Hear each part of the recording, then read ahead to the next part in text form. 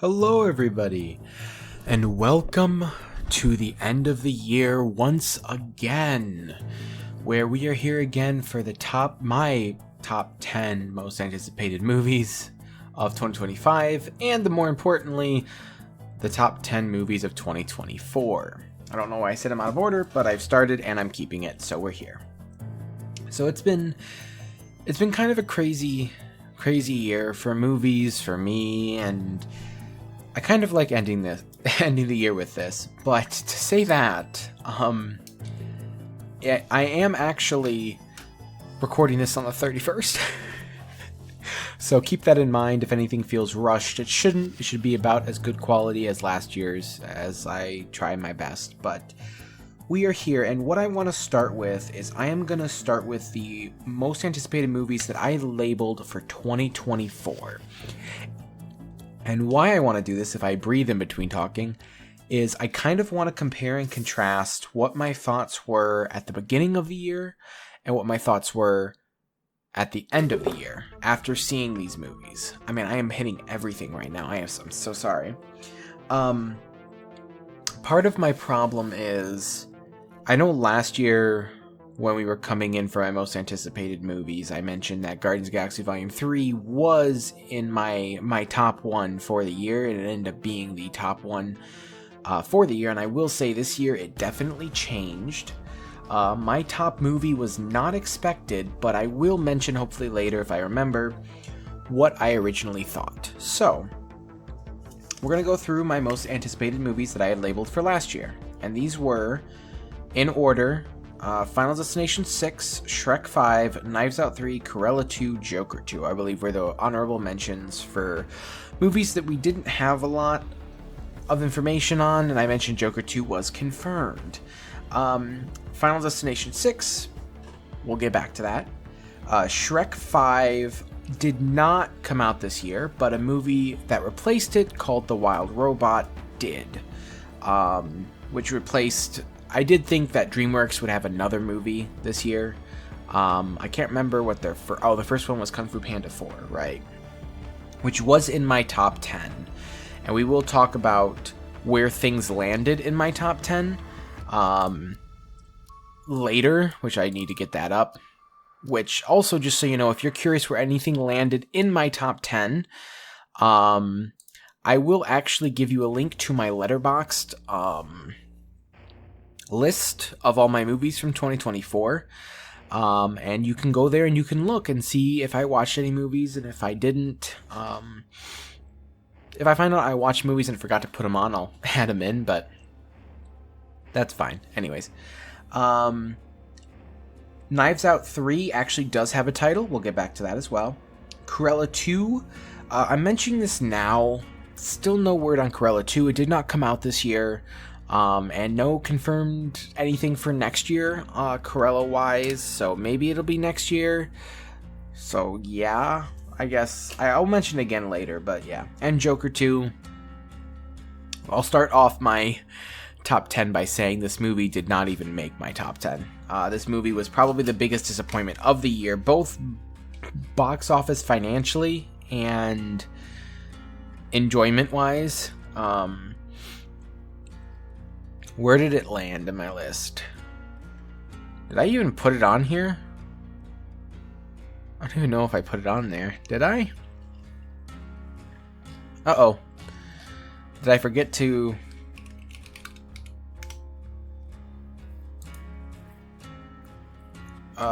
did I add it to my list?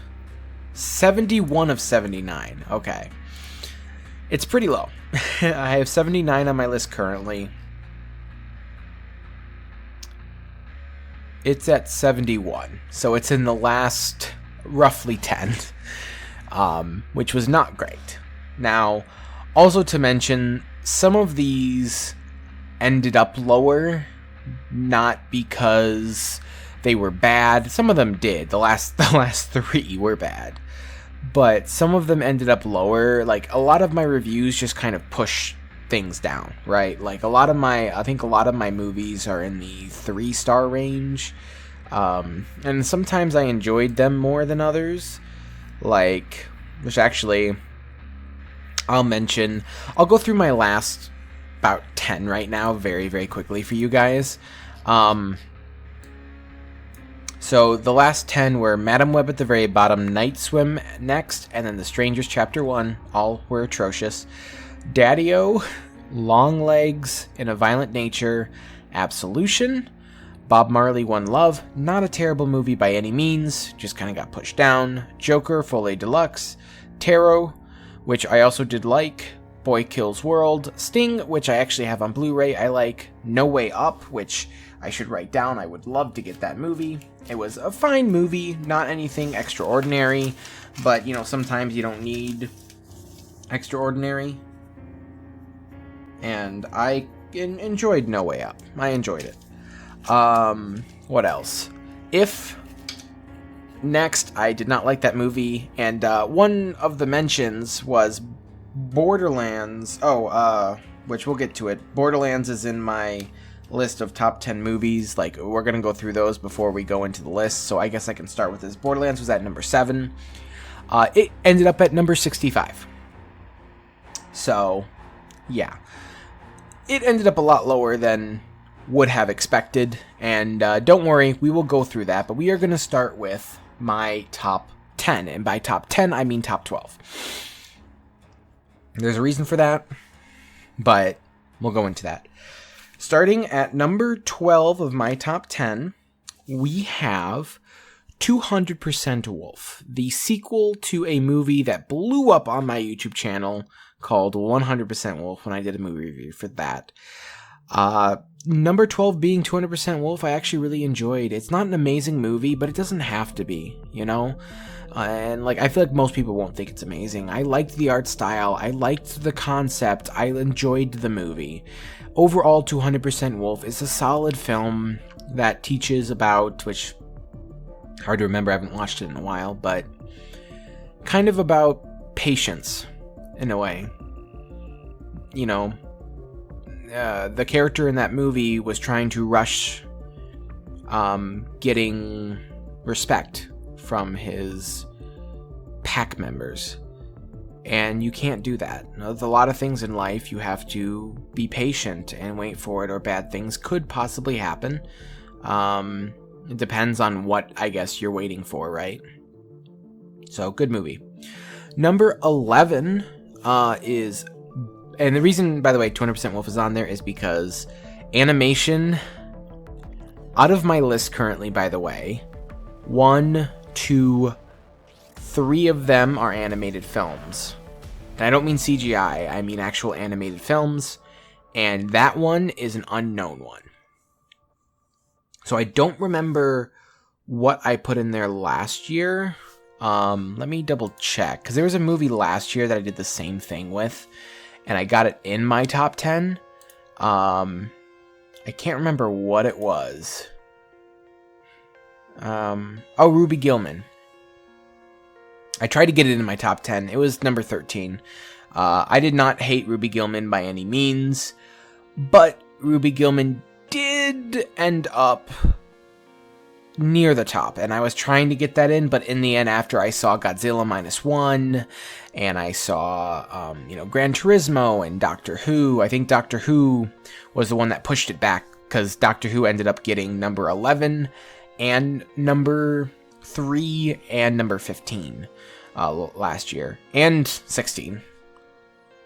What was that one? Oh, the Star Beast. Yeah, that one was okay. So yeah, that definitely happened. So this time I did want to put it in there. I enjoyed it enough that I kind of really wanted to have it in there, so I kept it in there, you know. And yeah, number 14, not bad at all. Oh, number 14. Oh, that's right. Don't worry. So, 2 of my movies that are in my top 10 on my Letterboxd, let me get that out of the way right now, are Luca and Turning Red. And the reason why these 2 are on there is because Disney earlier in the year, one in January, one in February, one in March. And I don't know where Soul ended up. Soul ended up at number 32. And I think that's just because I loved Soul. I think I have Soul at 5 stars again. Oh, 4 stars. I did have it at 4 stars.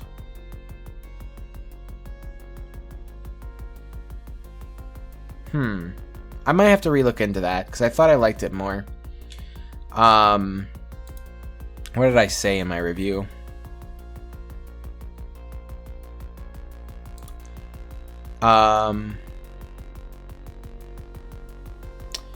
Okay. I'm gonna be honest with you. I don't know why. I think overall the story just didn't resonate with me as much. I'm not really a musician, so that's probably why. Again, some of the other two probably resonated with me, but Soul was amazing. It was actually the first watch for Soul for me, was this year, and I was so happy I got to see it in 3D in theaters. Honorable mention to Soul right off the bat. It's kind of funny that Soul 32 and 33 in my list are both Disney movies, and that's kind of funny. But 32 overall was really good. I did like it. I can tell why some movies ended up higher on my list for me. And some of them are just kind of stupid. Like Werewolves ended up higher on the list for me. I watched that this year, but that movie itself was a fun time, and werewolves don't get used a lot, right? So sometimes the ranking is like, if we're talking about quality, Soul would be a lot higher, but I think in the end I really end up putting my personal views into these lists, so keep that in mind. But I wanted to mention, honorable mention to The Lion King, Mufasa the Lion King. That's at number 33 on my list, which is funny. So, but anyways, back to the top 10. Sorry, a little bit sidetracked there. Number 11 goes to Bad Boys Ride or Die. This came out in like February, I think, or January, and kind of blew up the year at the start. Honestly, not a bad movie by any means. Hilarious movie. I love the opening. It is hilarious. I loved some of the action sequences at the end of the movie. I kind of want to own that movie just for some of the drone shots towards the end were phenomenal. And the first Will Smith movie back in theaters for this year, to be honest. So honestly, overall, really good. And if they do another one, I am 100% there. They definitely show some care for the series and show that they're willing to try new things while also keeping the story at heart, and it is extremely funny. So very excited. Number 10 is Inside Out 2. So I do know that this was on my top 10 for last year. I had it at the number 4 slot. And the number 4 slot, I think that is pretty reasonable.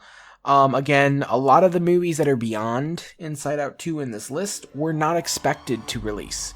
I have 1, 2, 3, 4, 5 of the ones in front of Inside Out 2 were not even on my radar until the year came about. And 3 of them are movies that extremely blew me away. 2 of them were at the top 2 spots for majority of the year until, well, other than Turning Red and Luca, which I had above them, but because originally Turning Red and Luca were at 5 and 6, and they're still at 5 and 6, but originally were basically the top 2 for the longest time of new releases, and actually, you know, they're all 3 there, and honestly, they're all 5 stars. I just put some of these above, and I'll explain the reasons why when we get closer. But for now, Inside Out 2. The biggest grossing movie of the year, mind you. This movie made the most amount of money this year at the box office. And they did a unique thing with it. They made it 3D, and there were a couple of good shots in 3D, and I always love that in a good 3D movie. But on top of that, Inside Out 2 is a story of growing up, right? You have all the troubles of growing up, and they really took that next step and showed that in the movie, right? I think part of the reason why it did so well is because everyone can really relate to it, right? We all have emotions inside of our head, and we all think, you know, we think about how we react and how we act. Well, I feel like all of us do. Probably in moments that we don't really think. Like, you know, we think about the moments where we don't think, if that makes sense. Do I think that this is the best movie of the year? No. I think that it was a safe bet, and I think that this is also only going to hurt Pixar. Not in terms of grossing, this saved Pixar in turn, but in terms of a company as a whole, they can't be as creative. They can be creative, but not as creative. Like Luca, for example, and Turning Red were amazing ideas and very unique ways to do storytelling, and I absolutely like that. But Inside Out 2 is a sequel, which is why we're getting things like Incredibles 3 and Toy Story 5, is because money. And they know that, Disney knows that, and they caved because Disney probably made them. And that's fine. I mean, at this point, that's fine. I liked Inside Out 2. I do remember really liking it in theaters. But in the end, other things won out. Next, at the number 9 slot, we have Furiosa. So before I get into my thoughts about Furiosa, I had Furiosa at my number 10 spot. So this went from number 10 to number 9 in terms of me liking it. I think I was pretty accurate with that guess there. I was interested, and I put it at the end because I was like, I don't think I'm gonna, I don't know this. I don't even know if I'll like it, but it was kind of the one I threw on there because I was like, I don't really have a 10th spot. Here you go, right? But yeah, Furiosa, amazing movie. One of the biggest shockers of the year for me, and one of the most biggest box office bombs of the year, unfortunately. It did not make a lot of money at the box office, but if you have not seen Furiosa, please do yourself a favor, sit down on your couch and watch Furiosa. It is such a good movie. It is long, but my goodness, does the cast do an amazing job. I don't really like deserts most of the time in movies, but the movie made it feel so alive. It's a really good movie, and I absolutely like it. And it was quite a big shock, and I am so happy that it ended up in my top 10. Number 8 is The Fall Guy, starring Ryan Gosling and Emily Blunt.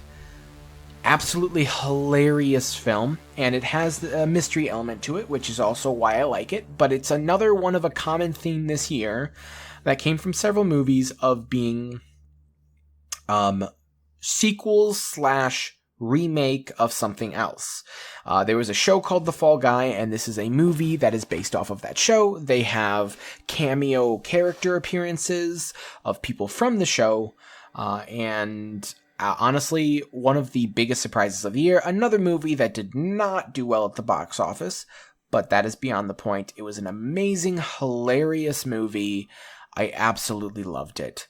And I love a movie with a good mystery, so trying to find out who framed someone else in the movie was awesome. And the comedy was absolutely hilarious throughout the film, kind of similar to Bad Boys Ride or Die. Absolutely funny. I absolutely loved it. And overall, I definitely highly recommend that movie as a movie you should check out if you were to get the chance. Next, number 7, The Best Christmas Pageant Ever. So this is still playing in some theaters, just barely, because it came out at the start of November, and it is now the end of December. It will probably be leaving theaters here very soon, if not left from most theaters. But this is, the next 3 movies are made by the same company. And I can't remember what it's called. Kingdom Stories? Kingdom Story Company? Kingdom Story Company. That's the name of them.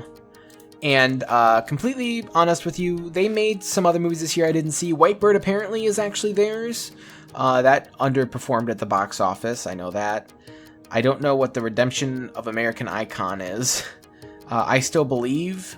American Underdog. I remember American Underdog was Zachary Levi. I did not watch that, but now I'm interested. The Jesus Music is something I've wanted to watch. Never watched it. I Can Only Imagine, I've heard of, not seen it, and Jesus Revolution, I have heard of, but also not seen it. I do own it on Blu-ray. It is on my watch list. But all the other movies are from them. Yes, they are a religious company, but please do not get them confused with Angel Studios. You will not see an Angel Studios movie on my lists. We won't get started on that. But just so you know, ahead of time, there's your information.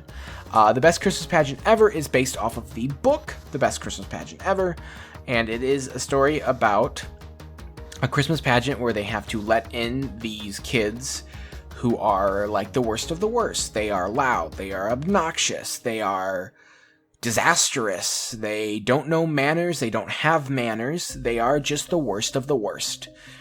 And they don't have to, but the mother who's running this Christmas pageant decides it would be against the idea of the Christmas pageant to disinclude them. So she includes them in the Christmas pageant, and it ends up being the best Christmas pageant ever. And what a wholesome movie. What an amazing movie. It really does embody kind of what the spirit of Christmas is and what the time of Christmas is supposed to be. And it's something that, you know, out of all these movies, the next 3 will hopefully make you think the most, and definitely make me think the most. But The Best Christmas Pageant Ever makes me think, you know, try to make me think about how I act throughout the year, right? How I treat people. You know, someone has a bad day or someone's acting a certain way, you don't know why. You don't know if it's because they're genuinely forgetful or mannerless, or if there's another reason behind that. And you don't necessarily know what a person can offer until you do. And that movie really does keep that in mind. It's an amazing movie, very, very wholesome. I absolutely love it. And I cannot wait to see that movie. I mean, again, I will be buying it. Actually, I should probably look about buying it now, but I'm very glad this ended up in my top 10. Number 6. Now, out of the 3, this is probably... Oh, no. It's in order, right? This is my second favorite movie, Unsung Hero. This is based off of 2 bands, if I remember correctly. Let me check. So for King and Country and Rebecca St. James, I believe are the 2. Yes, they are in fact both religious-oriented bands, but Unsung Hero is based on the remarkable true story following Helen and her husband David Smallbone as they move their family from down under Australia to the States with nothing more than their 7 children, suitcases, and their love of music. So, David Smallbone is a booker, basically. He books shows in Australia, and he booked a show that basically completely ruined his career. So, he asked his wife for one more chance. They moved to the States, they try again, and they did. And everything was against them. Everything was against them. They, what was it? I don't even know how to describe it. When they had problems with their passports, or whatever it was called, that was actually only limited for a certain time, yet they planned to stay longer. But obviously, you know, that's a big problem. They only had no furniture in their house. They couldn't get a job. They were living off scraps, basically. And the best part about this is it is based off a true story. But the guy who plays David Smallbone in the movie is, I believe his name is Joel Smallbone. It's one of the kids. And he actually lived through this experience. And the one thing that absolutely amazes me anytime I think about this movie is the fact that he chose to relive these events, but not only that, play his father in the movie. Choosing to play your father in a movie, especially through one of the hardest times probably of your life, is an insane thing to choose, and that is amazing in itself. So I absolutely highly recommend Unsung Hero. Absolutely amazing. And number 5 is Ordinary Angels. And Ordinary Angels is a movie about this hairdresser who has her own problem relations with her son. Let me read the description. It's probably better if I just read the description on the website. Based on the remarkable true story, Ordinary Angels centers on Sharon, a fierce but struggling hairdresser, played by Hilary Swank, in small town Kentucky, who discovers a renewed sense of purpose when she meets Ed, Alan Richson, a widower working hard to make ends meet for his 2 daughters. So Ed's daughter, one of the details that they miss in that description is Ed's daughter is waiting for a liver transplant. She has a condition that can basically kill her. Obviously, if that makes sense. And in that time, what was her name? Sharon helps them with financials, but she does this kind of in a self-centered way of trying to fix her own problems and feel like making dues for her past mistakes by helping them, and she kind of goes overboard a little bit. But it's an insane true story, and I tell this, it is at the end of the movie, but it's the most intriguing part of the movie for many, so I'm okay with saying, and I do not count it as a spoiler. Again, it's also based on a true story, so I'll leave it to the minimal details. But in order to get her to a hospital, or try to get her to a hospital, everyone had to try to help land this helicopter in the middle of a snowstorm in front of a church. They took off their coats, threw them down the ground to have a nice landing pad for the helicopter to be able to see where to land. That's all the details I'll give you, but it is true. In the credits, they actually do show footage of news reports about that. So this one is the one that made me cry the most. I absolutely adore it, and it was absolutely amazing. Okay, so we are now in our top 5, and I'm so happy Ordinary Angels ended up in that top 5. But we are in our top 5. And going on to number 4, as you might expect, this is the one that is the second reason why this is a 12 list. I think it happened last year too. I think I did 11, and it was because I included one that was a streaming related thing. And I do not include Luca and Turning Red because I want to put spotlight on new content in this. And even though Luca and Turning Red are amazing and they had their theatrical releases this year, which is why they're on the list. And Knuckles, the TV show, is also on the list. This is the Doctor Who Christmas special, Joy to the World, at number 4. Kind of crazy. There is some things I have questions on, as I have views, but I think this is just a simple story of joy, and having joy everywhere. Joy is a character, and joy, Christmas is about joy, right? Sharing, giving, caring. It's all what about Christmas is about, right?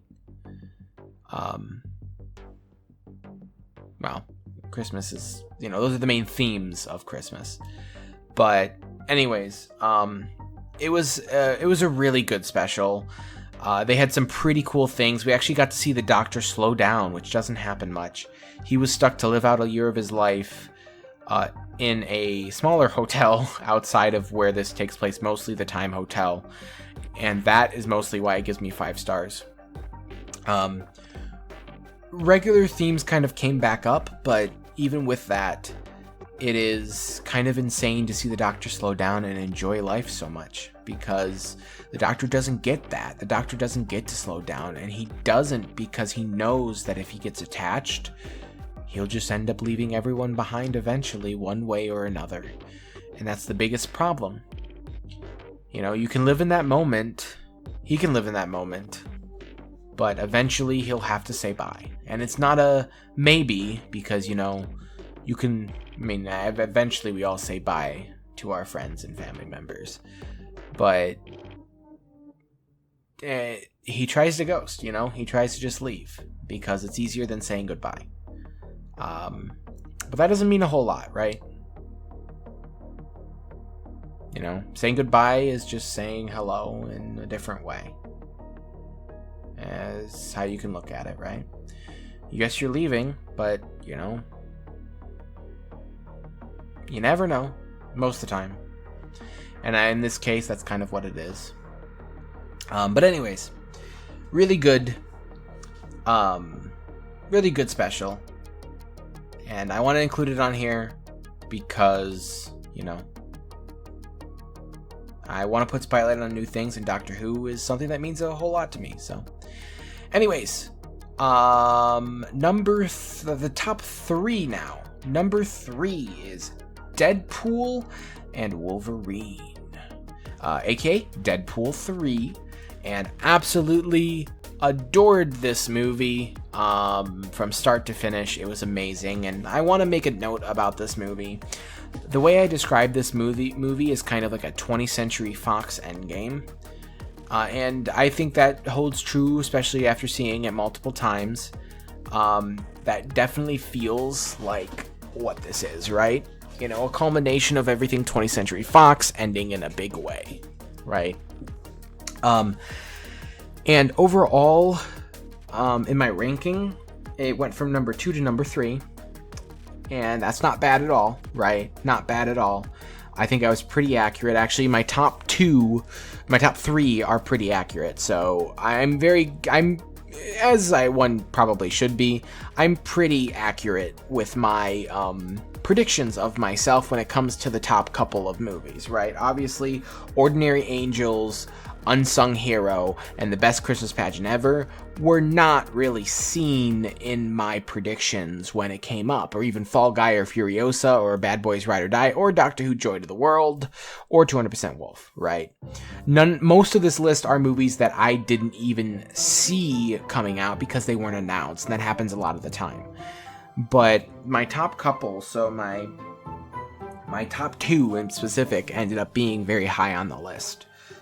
And obviously some of them were accurate. Don't worry, once I'm done with my top 10, I will go back through all the other mentions from previous, and I will tell you where they landed and how I felt about them very briefly, since I did mention them in my top 10 of last year.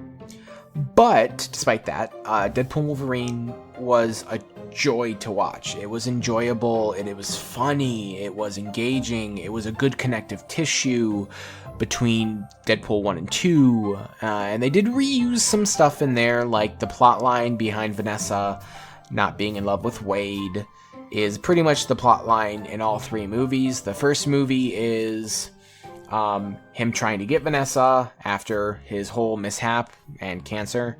The second one is about him getting Vanessa back after she dies, getting revenge and getting her back. The third one is about getting her back again. Pretty much in the end is why he does all of this. And of course, more so, it's connecting the tissue behind Deadpool 2 and the rest of the MCU and bringing Logan into it, which is a big factor for most. This is one of the biggest crossover movies, and honestly, completely honest with you, it did it very good. But I do want to mention, I think I briefly started to go this way, Endgame was not in my top 10 for the year. It's not even in my top 10 Marvel movies, and the reason why is I enjoyed the movie, and it's probably 4 out of 5 for me, 5 out of 5, somewhere around there movie. But it's so heavily reliant on fan service that it doesn't end up really touching some of the other movies that can live solo and not need 15 years of movies behind it.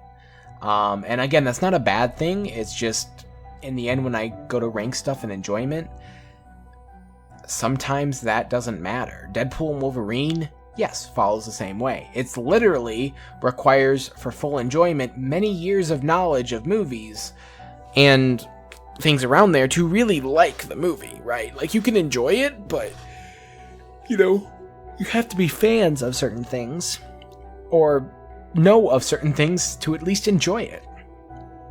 And I can understand that. But in terms for this year, and in terms of how much I like Deadpool and Wolverine, it's pretty high on the list. Number 2 is Sonic the Hedgehog 3. So this was number 1 on my predictions for this year, last year. And honestly, I am shocked that this did not end up in the number 1 spot. And I'm shocked it passed Deadpool and Wolverine. But for some similar reasons, again, in turn of talking about, needing other pieces of enjoyment, Sonic the Hedgehog 3 isn't that. If you don't watch Sonic the Hedgehog 1 or 2, you don't necessarily need to see those 2 before seeing this one. Will you know who Tails, Knuckles, and Sonic are? Probably. I mean, I feel like you can just kind of know their character, and you don't necessarily need to see the other movies. Like, you can just know Robotnik is in it. You can just kind of know, Shadow is in it. I mean, Shadow wasn't in it before Shadow was in it, right? So you don't technically need to see the other ones. Is it good to see the other ones? Yes, but I don't think you need to see them. If you went and saw this and then went back, you'd be like, oh, so that's how this started. I get it. I knew who that guy is. I know who that guy is. I know who she is. You won't get references like sister character. You won't know who that is. You won't know who the general is, right? But you don't need to. It's in similar ways for Deadpool and Wolverine. It's a little bit of that you need for enjoyment, but I don't necessarily think that that's going to make or break your viewing. I have somebody who hasn't seen Sonic the Hedgehog 1 or 2 that I would love to talk to about this movie to see if I am right about that. That's kind of something that I can't judge, but I feel like that is definitely the case. I do want to do a movie review for Sonic the Hedgehog 3 and Mufasa at some point. So I'm going to hold off on most of my thoughts for there, but this movie was amazing. I started to doze off at parts, so I do need to watch it again. That is my plan. But overall, what an amazing movie, and what an outstanding performance it had at the box office, and standing up to something like Mufasa the Lion King, which is, I really feel like a really big feat for this franchise. And this franchise holding ground in December, although not holding ground in terms of making box office money, similar to things like Wicked. I definitely feel like this held its ground very well, and is quite a good performance from it at the box office. And also, I feel like people are going to be wondering where Wicked is on my list, and it is at number 16. I will not tell you what led up to that. There's a very small gap between Inside Out 2, right, because that was at... Okay, no, I had it right. Sorry. It's at number 12 in mine, and I just got really confused. But that's right, because it's 2, so it's fine. It's not that many, so in reality, you have one movie in between 200% Wolf and Wicked, and that was Transformers 1, which is also amazing, so I'll just tell you. I was going to say, you can go look, but it's fine. It's really close at the top of the list, Wicked. Very, very, very close, so keep that in mind. But anyways, we are at number 1 now. So this list holding its ground very well, as I think every year, of course, because, do I think any of these movies are going to win Best Picture? Probably not. It's probably going to be none of them on my list. But I do think that the one on my list the number 1 spot has a very good chance at winning something at the Oscars, although, knowing my luck, like Puss in Boots' Last Wish, it will not. But despite that, this is why I love doing this thing, by the way. Number 1 is why I love doing these rankings. It's why I like to compare and contrast from year to year, because number 1 was Sonic the Hedgehog 3, but this wasn't even on my list, because obviously it wasn't announced yet. But it is The Wild Robot. Yes, The Wild Robot is my number 1 movie of the year. Oh my goodness. Animation, music, animation style, story, tears coming out of my eyes, let me tell you. Tears, I say, tears. It is an amazing, amazing, amazing movie. And I am so thankful that this movie exists, and I absolutely love the movie with all my heart. It is amazing. I don't want to spoil too much of the story, but it is amazing. There are some lines that hold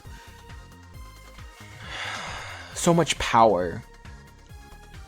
Like, the accident that killed your family saved you. Or, if where his wings stop, his heart can pay the balance. Something along that line. I hope I said it correctly. Amazing lines in this movie. Well written, well voice acted. I mean, my goodness, you couldn't even tell Pedro Pascal was in the movie. Pedro Pascal was phenomenal. You really couldn't tell that was him doing the voice of Fink. Amazing. Lupita Nyong'o was absolutely amazing as Roz. I mean, like, getting emotion through her voice and through, like, there's no facial expression on a robot. Like, how do you get that emotion out of it? It's insanely impressive, and I cannot wait for the the multiple sequels. I try to use adequate, great big words, and I can't, so then I have to use small words. I can't wait for the many sequels that are going to come, at least 2, because there are 2 more books, as this is based off of the first book. Absolutely amazing, and I love it. So there is my top 12 movies of 2024. Let me go through the rest of my ranking here, and we will see where everything lands. So we started at number 10, which was Furiosa. I told you that ended up being about 9, so that's pretty good. Argyle didn't end up very low, but didn't end up very high either. So I had it at number 9, most anticipated, but as well, 1, 2, 3, 4, 5, 6, 7, 8, 9, 10, 11, 12, 13, 14, well, 15, 16, 17, 18, 19, 20, 21, 22, 23, what was that for? 24, 25, 26, 27, 28, 29, 30, 31, 32, 33, 34, 35. So, okay, over 35 movies, roughly. Minus a couple in there somewhere, and I didn't count a couple that hadn't been released yet. I will cut that out, probably. Unnecessary. A lot of movies that I added on afterward, same idea as I said before, I'm just repeating myself, that new movies came out that I had not planned, which caused everything to go down. But Argyle is at number 56. Argyle went down a lot more. Number 8 being Red 1, which was confirmed to finish filming. That's why I added it on that list. Didn't know much about it at the time. I heavily enjoyed Red 1, but Red 1 still ended up being about only number 49 on the list. So that one did not come close to reaching that spot. In Borderlands, I mentioned it got about 65. Is that 65? So Despicable Me 4 did actually make quite high on the list. It was number 17, so right after Wicked. Honestly, still in the top 20, so I think that was a pretty good... I knew I was going to enjoy it, and Despicable Me 4 was really good. So definitely still really, really enjoyable. I don't remember what I rated it, but that's okay. I don't... You can look yourself if you were interested. Number 5 is Kung Fu Panda 4, and actually... Funny enough, that is number 18. So it actually reversed. So I had Despicable Me behind Kung Fu Panda 4. And then in reality, I had Despicable Me in front of Kung Fu Panda 4 in terms of enjoyment and my ranking. Kung Fu Panda 4, a lot of people had problems with. I enjoyed perfectly fine. I'm excited to see where they go forward with that in the future. And again, part of the reason that this movie needed to exist, and this is one thing that I don't think a lot of people thought of, DreamWorks was in a hurt locker. after Trolls 3 and Ruby Gilman. And Orion and the Dark, which was a Netflix DreamWorks movie. I have it at 31. I really enjoyed that movie too. But Kung Fu Panda 4 was their saving grace, right? That movie was guaranteed profit. So they took a little cut back. They removed some characters. They removed the Furious Five. They cut back a little bit on things that made the franchise a franchise that I know a lot of people were upset about, or some people were upset about. But I'm okay with that. You know, they needed a movie to save them, and it did. You know, The Wild Robot also did. That movie is profitable. And they're going to make more because people absolutely loved it. It kept selling. Like, it kept constantly selling, which was insane. But either way, I mean, selling for September, you know, like September numbers. But overall, still enjoyed that movie. Inside Out 2, you know, that ended up at number 10 in my top 10, or in reality on the list, number 12, including those other ones. And Venom 3. Where is Venom 3? Did I put it on the list? I don't think I did. Uh-oh. Did I not put Venom on the list?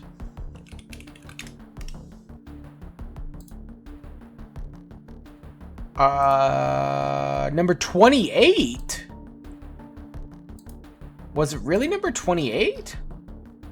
It was Venom 3, number 28. So this is a case of, I actually quite liked Venom 3. It just got pushed down, right? It just got pushed down on the list.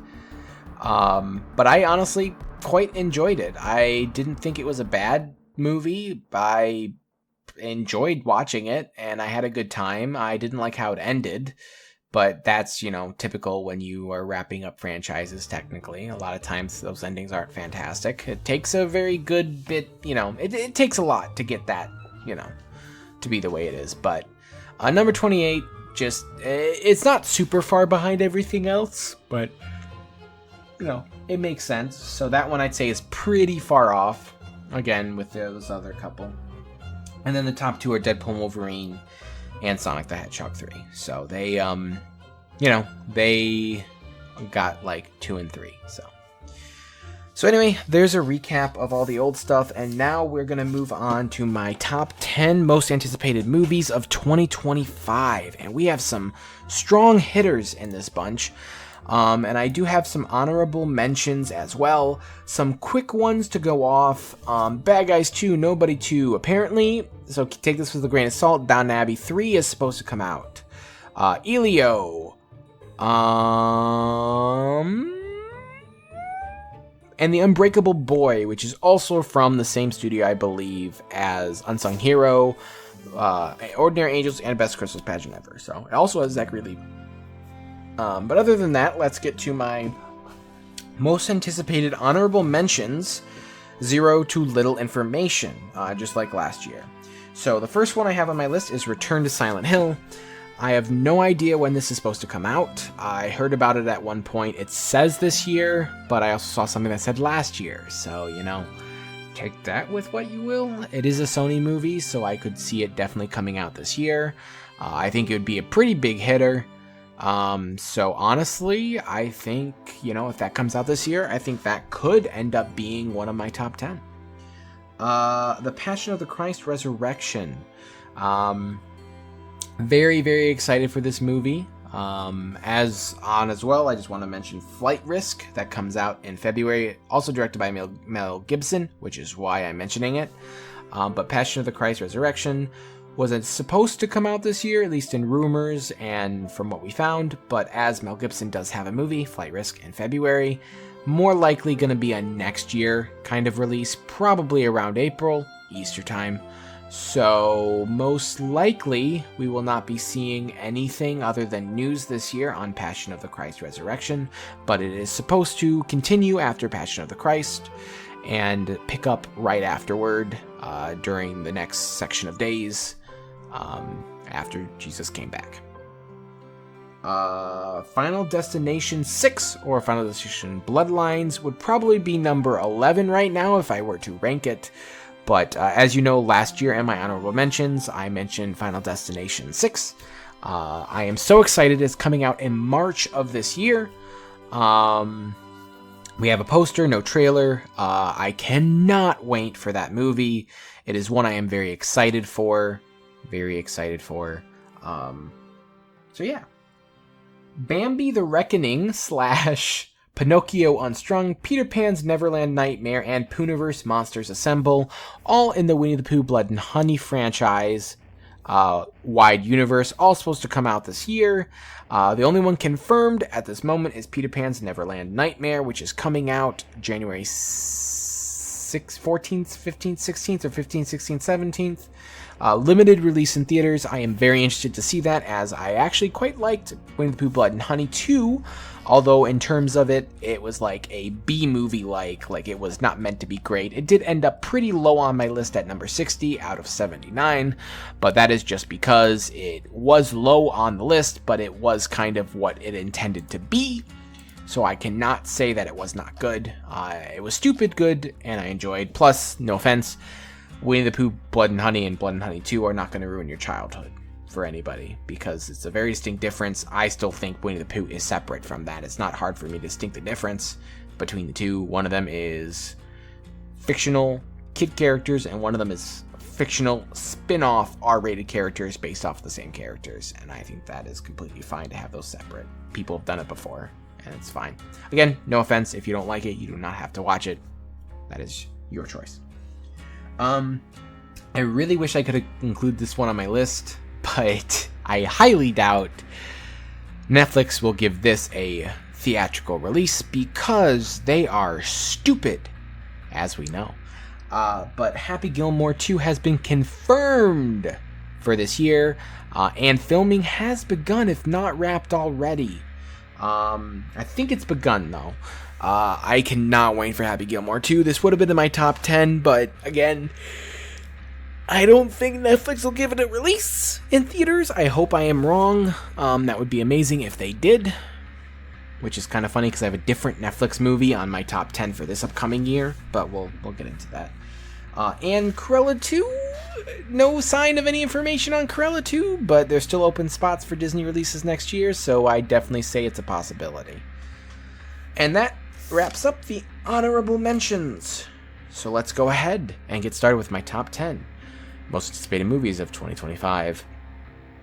Rolling in at number 10 is Zootopia 2. Yes, pretty low on the list, but again, I'm not your normal person. Zootopia 2, I love Zootopia 1. I cannot wait for next November. I am going to be sitting very happy when that movie releases next November. I cannot wait. Number 9, Until Dawn, releasing in April 25th. I cannot wait for this movie. I absolutely love the game. And on top of that, I think this has a chance at possibly being another movie where there's multiple endings playing in theaters, which is always really cool. I just hope that if they do that, they send the multiple versions to theaters and have them play different showtimes based on the different versions. And then just label it online, say Until Dawn, Ending 1, Ending 2. And let people know what showings are what, so that they can go ahead and try to see those showings. So they can see the multiple endings. That might be hard. Again, if there's more than 2 endings, getting enough showtimes in one day for multiple endings. But I think that is worthwhile to do. Definitely. How to Train Your Dragon at number 8. I cannot wait for this. I think a lot of people are very mediocrely excited, but I absolutely love How to Train Your Dragon 1, 2, and 3. Mostly 1 and 3. 2 I still love, but it's the one that sits a little bit behind.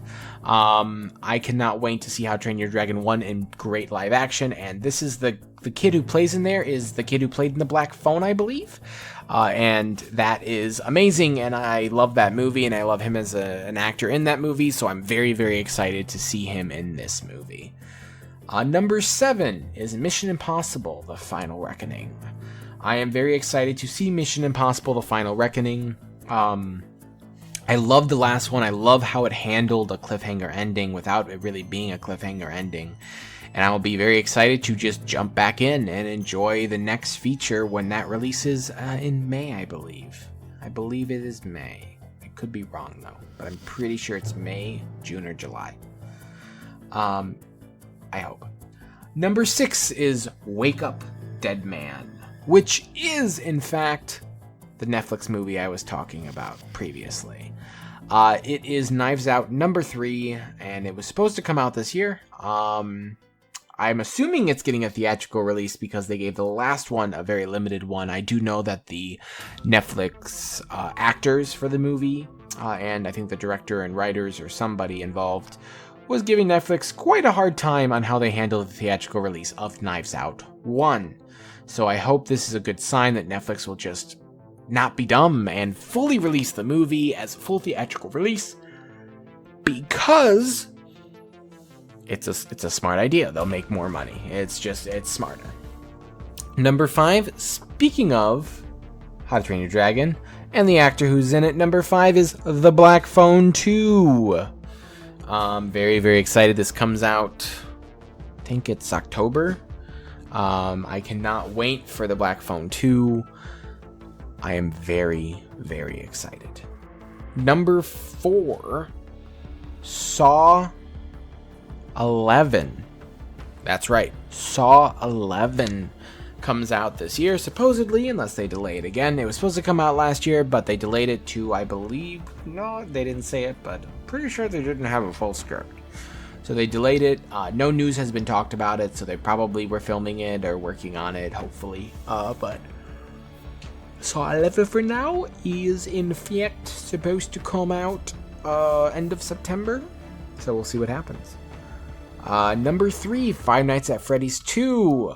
Yes, it is almost, well, at this point, if I added it all by 1-1, it is the year for Five Nights at Freddy's 2, coming out December 5th, roughly, 2025. I think that December is probably not a fantabulous release for this movie, but there's things before it and things after it, so it kind of has to go there. And Blumhouse has like 4 or 5 other movies this year, so they're kind of jam-packed on movies. I do think that I'm very excited for this movie, but I do think that this may have a little trouble in December. We'll find out, but I cannot wait for Five Nights at Freddy's 2. Number 2, that has finished filming and is supposed to be out in November, goes to Now You See Me 3. Yes, yes, yes, yes, yes. Now You See Me 3 is coming out this year. If you haven't seen 1 or 2, go watch it now. They are amazing, amazing movies. Great, great cast. I cannot wait. And number 1, which may shock everyone, is a Disney movie and a sequel. A sequel. And kind of crazy that I don't have Now You See Me 3 at the number 1 spot, or Five Nights at Freddy's 2 at the number 1 spot, or Saw, or Black Phone, but, you know, kind of just goes down the line. Freakier Friday, a sequel to Freaky Friday. That is right, Freakier Friday. And I cannot wait, August, I believe, for that movie. Okay, everyone. So there is the top 10 movies of 2025. And on that note, I have talked for an hour and 13 seconds at this point. It's time to wrap up this video.